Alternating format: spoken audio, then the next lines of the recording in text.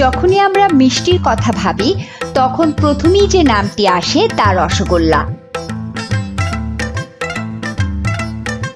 গামলায় ভর্তি চিনির শিরায় ডোবানো এই মিষ্টি পছন্দ করেন না এমন মানুষ খুঁজে পাওয়াই ভাঁড়। সাদা রঙের গোলাকৃতির স্পঞ্জের রসগোল্লা তৈরিতে ব্যবহার করা হয় খাঁটি দুধের ছানা, যদিও বা মাঝে মাঝে এতে সুজি এবং ময়দার সংমিশ্রণ দেখা যায়। বাঙালিদের পছন্দের শীর্ষে থাকা রসগোল্লার উৎপত্তি নিয়ে মতভেদ থাকলেও বিশেষজ্ঞদের মতে রসগোল্লার আদি উৎপত্তি স্থল বরিশাল অঞ্চলে।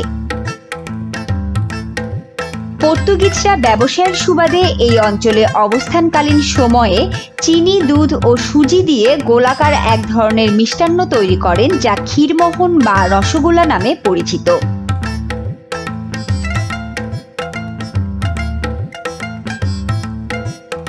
রাজনৈতিক পালাবদলে হিন্দু ময়রাগণ ভারতে চলে গেলে সেখানে তারা ব্যবসা শুরু করেন। পরবর্তীতে 15 শতকের ভক্তি আন্দোলনের মধ্য দিয়ে এই রসগোল্লা জনপ্রিয় হয়ে ছড়িয়ে পড়ে পাশের রাজ্যগুলিতে।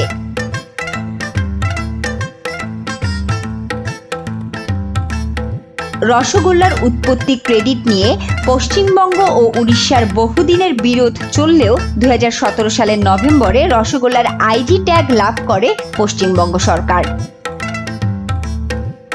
তবে যে যাই বলুক, হাতের কবজি ডুবিয়ে খেলেও শেষ পাতে রসগোল্লা না পেলে তৃপ্ত হয় না বাঙালির মন।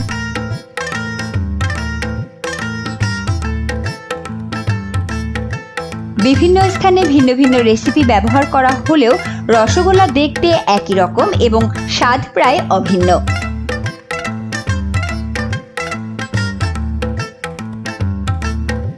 বাংলাদেশের যশোরের জামতলার রসগোল্লা এবং পটুয়াখালীর কলাপাড়ার রসগোল্লা দেশ জুড়ে বিখ্যাত।